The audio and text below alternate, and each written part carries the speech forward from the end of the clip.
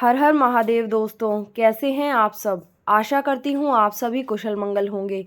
महादेव की असीम कृपा आप पर यूं ही बनी रहे। तो आज हम आपको सुनाने जा रहे हैं कार्तिक पूर्णिमा के महत्व और पूजा विधि।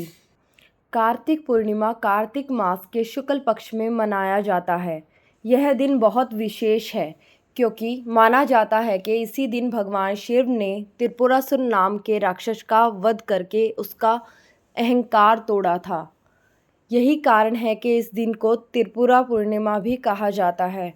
अगर इसी दिन को कृतिका नक्षत्र हो, यह महाकार्तिकेय हो जाता है, जबकि भरणी नक्षत्र होने के कारण इस पूर्णिमा का महत्व और बढ़ जाता है। हालांकि रोहिणी नक्षत्र हो तो इसकी बात बिल्कुल अलग और ख़ास हो जाती है। मान्यता है कि कार्तिक पूर्णिमा के दिन भगवान विष्णु का मत्स्य अवतार का जन्म हुआ था। इस दिन गंगा स्नान करना चाहिए। पूरे वर्ष गंगा स्नान का फल प्राप्त होता है। आमतौर पर इस दिन गंगा स्नान के बाद दीपदान किया जाता है। इस दीपदान को 10 यज्ञों के समान माना जाता है। धार्मिक मान्यताओं के अनुसार कार्तिक पूर्णिमा सबसे महत्वपूर्ण दिनों में से एक माना जाता है, क्योंकि देवता अपनी दिवाली कार्तिक पूनम की रात को ही मनाते हैं। इसी कारण इस दिन नदी तटों, घाटों तथा तीर्थ क्षेत्रों में स्नान करने का बहुत अधिक महत्व माना जाता है। साथ ही इस दिन अपने सामर्थ्य और क्षमता अनुसार दान का भी अधिक माना जाता है। माना जाता है कि इस दिन किसी भी पवित्र नदी में स्नान करने से मनुष्य के पाप नष्ट हो जाते हैं और किसी भी देवालय, मंदिर, शिवालय या नदी तट पर दीपदान करना भी विशेष महत्व रखता है, क्योंकि इस दिन दीपदान करने से समस्त देवताओं का आशीर्वाद प्राप्त होता है। इस दिन लोग अपने घरों को सजाकर भगवान विष्णु और माता लक्ष्मी जी का पूजन करते हैं, ताकि उनकी विशेष कृपा उन्हें प्राप्त हो सके। वैदिक पंचांग के अनुसार इस साल 15 नवंबर 2024 को प्रातःकाल 6:19 से कार्तिक पूर्णिमा तिथि का आरंभ हो रहा है, जिसका समापन अगले दिन 16 नवंबर को सुबह 2:58 पर होगा। उदय तिथि के आधार पर 15 नवंबर 2024 को कार्तिक पूर्णिमा मनाई जाएगी। माना जाता है कि कार्तिक पूर्णिमा के दिन जो भक्त पूरी श्रद्धा भाव से पूजा करते हैं, उन्हें अपनी सभी समस्याओं से राहत मिलती है। यहाँ तक कि जन्म कुंडली में मौजूद दोषों को भी इस दिन पूजा करके दूर किया जा सकता है। कार्तिक पूर्णिमा के दिन गंगा और अन्य पवित्र नदियों में स्नान करना शुभ माना जाता है, जिसे कार्तिक स्नान कहा जाता है। शास्त्रों में कार्तिक पूर्णिमा का विशेष महत्व है। इस दिन उपवास रखने से और पूजा पाठ करने से सभी दुखों का निवारण होता है।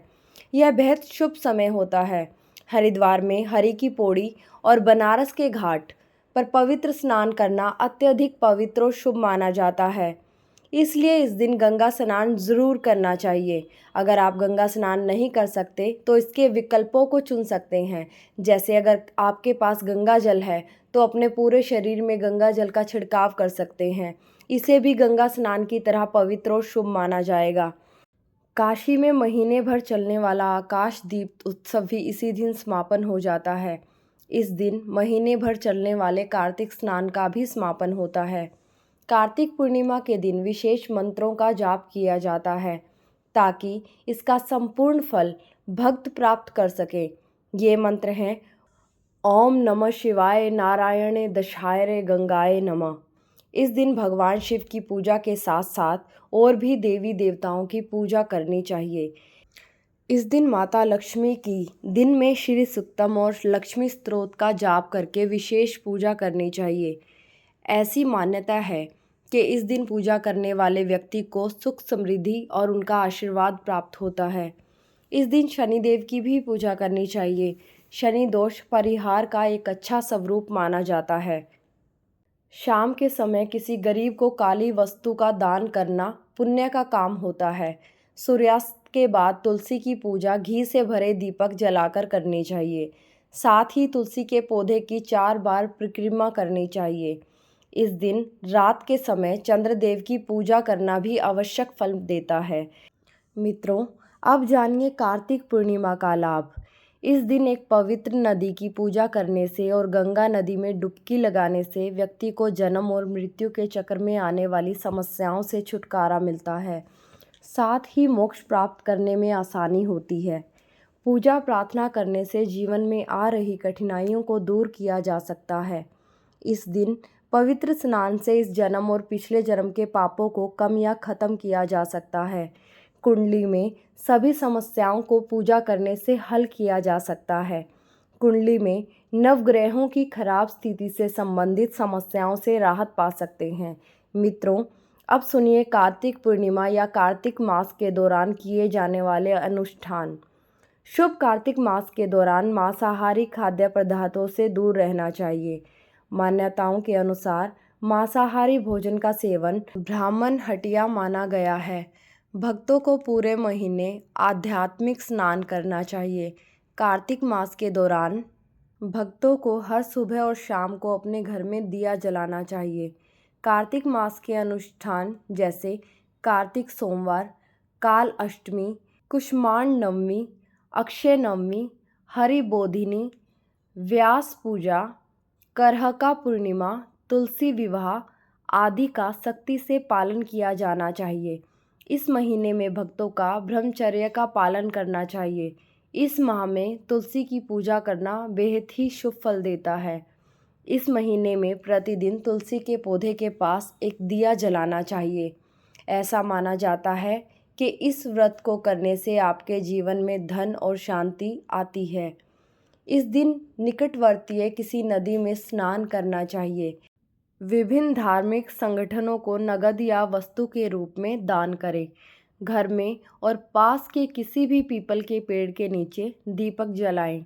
घर पर सत्यनारायण का कथा का आयोजन करें और सभी पड़ोसियों और दोस्तों को इसमें शामिल होने के लिए आमंत्रित करें। आप भगवान का आशीर्वाद लेने के लिए इस दिन शक्तिशाली विष्णु सहस्त्र नाम स्तोत्र और साथ ही लक्ष्मी स्तोत्र का भी पाठ कर सकते हैं। अब जानिए कार्तिक पूर्णिमा का ज्योतिषीय महत्व। बुध ग्रह को भगवान विष्णु का प्रतिनिधित्व माना जाता है, जबकि शुक्र ग्रह का प्रतिनिधित्व देवी लक्ष्मी द्वारा किया जाता है। यदि इस दिन भगवान विष्णु और शक्तिशाली देवी लक्ष्मी की पूजा भक्ति के साथ की जाती है तो आपकी जन्म कुंडली में ये दोनों ग्रह ज़्यादा शक्ति प्राप्त करते हैं और इस प्रकार आपकी बुद्धि, समझ, तर्क में वृद्धि होती है और आप धन अर्जित करने के अधिक अवसरों को आकर्षित करने में सक्षम होंगे। दोस्तों, अब सुनिए कार्तिक पूर्णिमा की पूजा विधि। उपासक इस दिन पवित्र स्नान करने के बाद सूर्योदय और चंद्रोदय के दौरान तीर्थ स्थानों पर जाते हैं। इस कार्तिक स्नान को अत्यधिक पवित्र स्नान माना जाता है। अगर बाहर नदी में स्नान करने के लिए नहीं जा सकते हैं तो घर में नहाने के लिए नहाने के पानी में गंगा जल मिला सकते हैं। जो गंगा के निकट नहीं रहते, जिन लोगों के घर में गंगा जल नहीं है, वे लोग मन में गंगा नदी की कल्पना कर पूजा कर सकते हैं। फिर भगवान विष्णु के सामने घी या सरसों के तेल का दिया जलाएं और सही विधि से उनकी पूजा करें। पूजा विधि के दौरान सबसे पहले देवी गंगा को धूप, दीपक, फल, चंदन और नैवेद्य अर्पित किया जाता है। नैवेद्य मीठा या फूला हुआ चावल हो सकता है। गंगा को पृथ्वी और हिमालय पर लाने वाले राजा भगीरथ को भी इसी दिन याद करना चाहिए। फूल, अगरबत्ती, दीपों की सहायता से भगवान की पूजा करें। इस दिन भक्त भगवान विष्णु से उनकी परेशानियों को दूर करने और शांत आनंदमय जीवन जीने में मदद करने के लिए प्रार्थना कर सकते हैं। कार्तिक पूर्णिमा उत्सव के दौरान भक्त उपवास भी कर सकते हैं। व्रत को सत्यनारायण व्रत के रूप में माना जाता है और इसे सत्यनारायण कथा को पढ़कर मनाया जाता है। उपासक घर पर रुद्राभिषेक का भी अभ्यास कर सकते हैं। इस दिन भगवान शिव के मंदिरों को दिया से भव्य रूप से रोशन किया जाता है। ऐसा माना जाता है कि इस दिन दिया दान करने से लाभ होता है। इस दिन वैदिक मंत्रों और भजनों का पाठ करना भी आशीर्वाद प्राप्ति का सही तरीका माना जाता है। इस महीने के दौरान पुष्कर में भगवान विष्णु से वृंदा के विवाह के उपलक्ष्य में एक मेला आयोजित किया जाता है। इस दिन त्योहारों का समापन होता है। साथ ही उपासक आशीर्वाद प्राप्त करने के लिए पुष्कर झील में पवित्र स्नान करते हैं। कार्तिक पूर्णिमा के दिन किसी भी निराश्रित या ज़रूरतमंद ब्राह्मणों को भोजन कराने का प्रयास करना चाहिए। मित्रों, अब सुनिए कार्तिक पूर्णिमा के दिन क्या करना चाहिए। इस दिन पूरे घर की साफ सफाई करें, घर को गंदा ना रखें। मान्यताओं के अनुसार ऐसा करने से घर में धन की देवी माता लक्ष्मी घर प्रवेश करती हैं। कार्तिक पूर्णिमा के दिन अपने घर को पुष्पमाला से सजाएं, घर के मुख्य द्वार में स्वास्तिक चिन्ह बनाएं। इस दिन भगवान विष्णु और माँ लक्ष्मी की पूजा करें। इस विशेष दिन चावल, चीनी और दूध का दान करें। थोड़ी मात्रा में चावल, चीनी और दूध को नदी में बहाना भी शुभ माना जाता है। इस दिन चांद के दर्शन जरूर करें। कार्तिक पूर्णिमा के दिन दीप दान करें। मान्यताओं के अनुसार इस दिन गोदान किया जाना चाहिए। इससे अनंत पुण्यदायी फल प्राप्त होता है। कार्तिक पूर्णिमा के दिन घर में दीप जलाएं, इससे घर की सभी परेशानियां दूर हो जाती हैं। मित्रों, अब जानिए कार्तिक पूर्णिमा के दिन क्या नहीं करना चाहिए। इस दिन में नमक से पूरी तरह से बचना चाहिए। इस दिन मांसाहारी भोजन नहीं करना चाहिए। शराब या किसी भी नशीले पदार्थ का सेवन नहीं करना चाहिए। किसी के प्रति मन में द्वेष की भावना नहीं रखनी चाहिए। तो दोस्तों, अब सुनिए कार्तिक पूर्णिमा की कथा। कार्तिक पूर्णिमा की कथा भगवान श्री कृष्ण की पत्नी सत्यभामा से जुड़ी हुई है। श्री कृष्ण की पत्नी बनने से पहले सत्यभामा ने पिछले जन्म में एक ब्राह्मण की पुत्री के रूप में जन्म लिया था। बेहद कम उम्र में ही उनके पति और पिता को एक राक्षस ने मार दिया। वह ब्राह्मण की पुत्री भरी दुनिया में रोते बिलखती अकेली रह गई।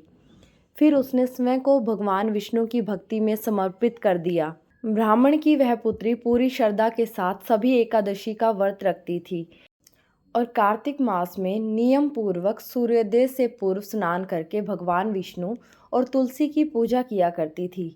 इस तरह उसने अपना पूरा जीवन गुजार दिया।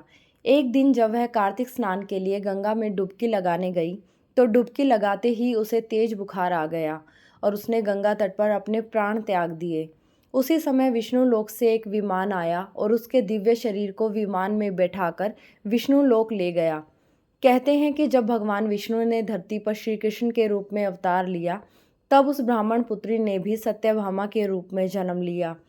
कार्तिक मास में दीपदान करने के कारण सत्यभामा को सुख और संपत्ति प्राप्त हुई। नियमित तुलसी में जल अर्पित करने के कारण सुंदर वाटिका का सुख मिला और बाद में वह भगवान श्री कृष्ण की पत्नी भी बनी। महादेव के प्यारे भक्तों, अब कार्तिक पूर्णिमा की दूसरी कथा सुनिए। दूसरी कथा के अनुसार एक बार इल्ली ने घुन से कहा कि चलकर दोनों कार्तिक स्नान कर लेते हैं। घुन ने मना कर दिया, लेकिन इल्ली ने स्नान किया। जब दोनों की मृत्यु हो गई तो कार्तिक स्नान के पुण्य के कारण इल्ली का जन्म एक राजा के घर में पुत्री के रूप में हुआ, जबकि घुन राजा के घर गधा बनकर पैदा हुआ। राजा ने बेटी का विवाह किया। बेटी जब ससुराल जाने लगी तो उसने अपनी पालकी रुकवाई और राजा से गधे को भी साथ ले जाने को कहा। राजा ने बहुत समझाया, लेकिन बेटी जिद पर अड़ गई। बेटी को ससुराल गधा भी ले जाने दिया। महल में पहुंचने पर गधे को महल के नीचे बांध दिया गया। लड़की गधे से चोरी छिपे बातें करती तो उसके पति को शक होने लगा। उसने अपनी रानी से सारी बातें बताने को कही। अब रानी से राजा को सारी बात समझाई। रानी की बात सुनकर राजा को कार्तिक स्नान का महत्व समझ आया। उसके बाद वह भी अपनी रानी के साथ अत्यंत प्रसन्न मन से कार्तिक स्नान का दान पुण्य करने लगा। उससे सारी नगरी में यह भी कहलवा दिया कि सब कार्तिक स्नान कर नहाया हुआ पानी घुन पर डालेंगे, जिससे बाद में घुन को मोक्ष की प्राप्ति होगी। दोस्तों, उम्मीद करती हूँ आज की जानकारी आप लोगों को अच्छी लगी होगी। साथ ही इस वीडियो को लाइक और हमारे चैनल को सब्सक्राइब करें। धन्यवाद।